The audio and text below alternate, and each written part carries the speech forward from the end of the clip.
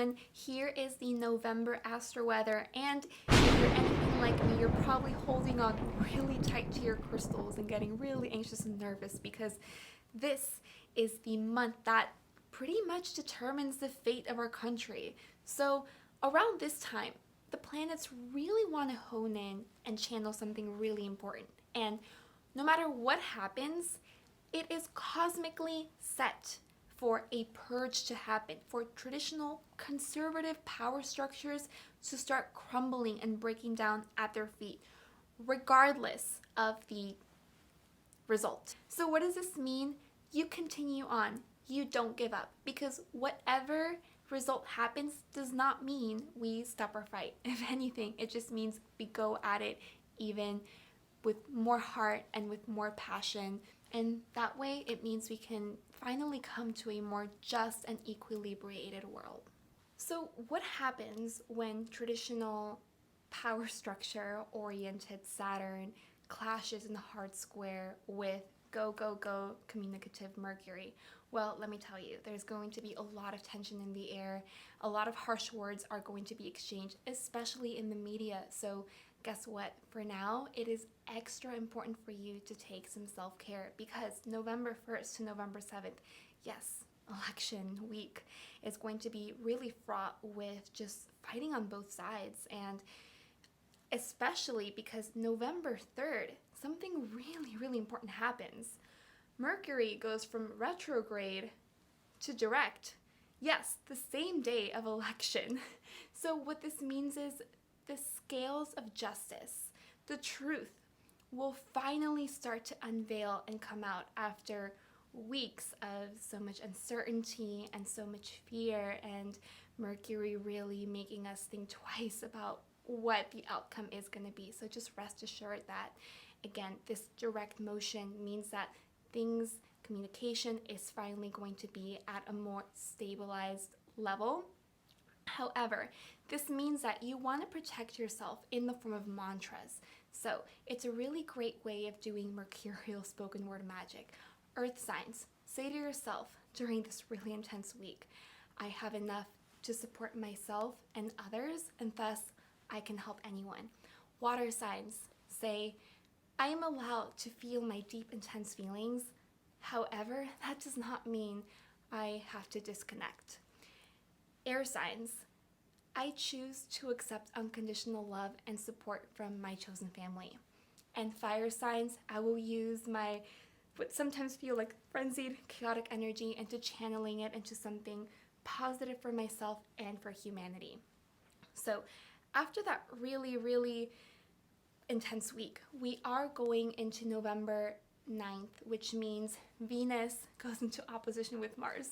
Oh no, it really does seem that the fighting does not stop, because in this hard aspect, we are seeing so much of the Mars-driven energy, again, a lot of the patriarchal structure, going to the divine feminine and saying, hey, you better act tough, and really it's time to really explore your innate softness, and understanding that keeping your softness, keeping that Venusian creativity, allowing yourself to maintain that is going to be the most brave and the most fortifying act of war against these patriarchal structures. So around this time, really, really make sure that you are tending to your heart space and you are tending to those self-care needs, despite how hard that outside world wants to make you. So something really interesting happens in November 12th. Jupiter goes conjunct with Pluto. So we have the super happy-go-lucky planet of expansion and some party time with the really intense and very deep planet Pluto. So what we see here is that finally, after an entire October of so much self-reflection, a lot of just pulling back, and even the bits of shadow work, we're finally seeing the fruits of this labor. Think of this day as a kind of that flower that blooms when it's nighttime. So take this day to really honor those shadow aspects of yourself that you have finally learned to embrace. What did you always reject about yourself that you're now ready to own up and use it?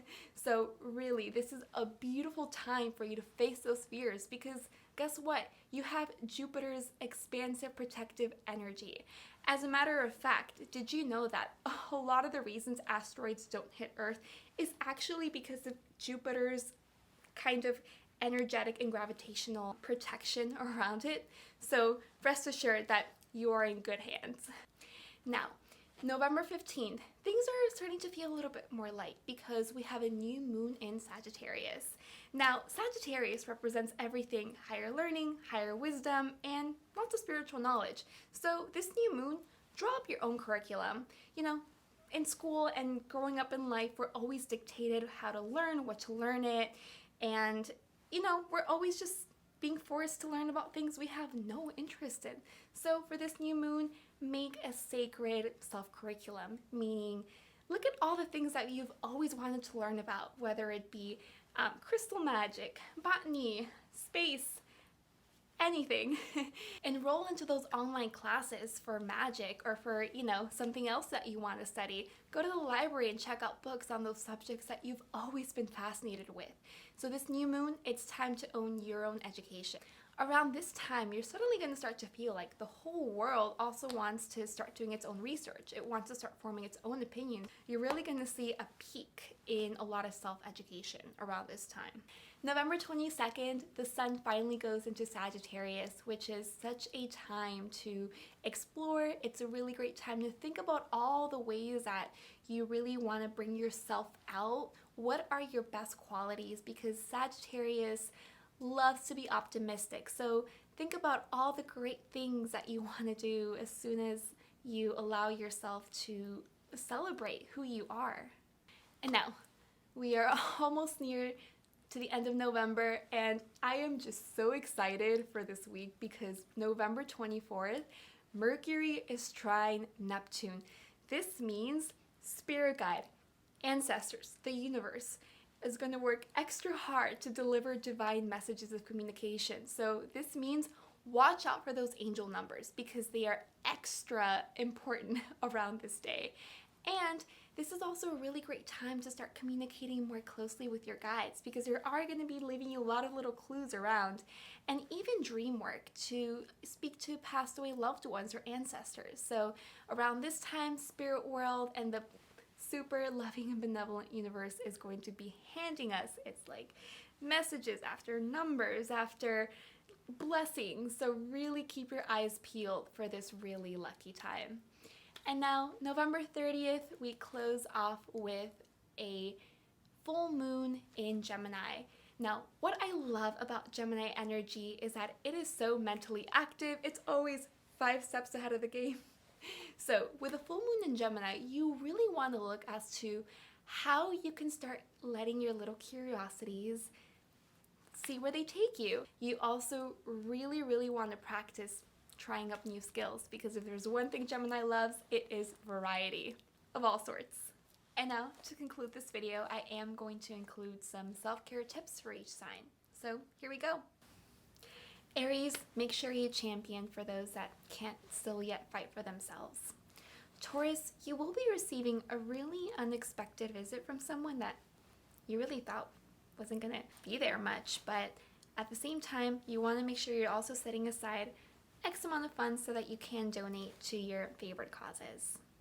Gemini, listen and really make sure that when you're speaking, you're also taking the time to actively hear what the other person has to say. Cancer, it's time for you to embrace that nurturing quality, but also start putting up some boundaries. So maybe this is a time you really want to make sure that you start saying no to a lot of the things that you just don't have too much energy or time for. Leo, this is your moment to use those megaphones and make your voice louder than ever. So roar for those causes that really tug at your heart. Virgo, I know you really want to nitpick and have a lot of self-perfectionist traits. So this is a time to go easy on yourself and indulge in a little bit of some more bubble baths and see self-care as something that is just good for your soul. Libra, it's time for you to create an amazing piece of art. Remember, you are Venus ruled, so use your creativity to its best. Scorpio, look back at your past and see all the ways that you're just ready to let go of these stories.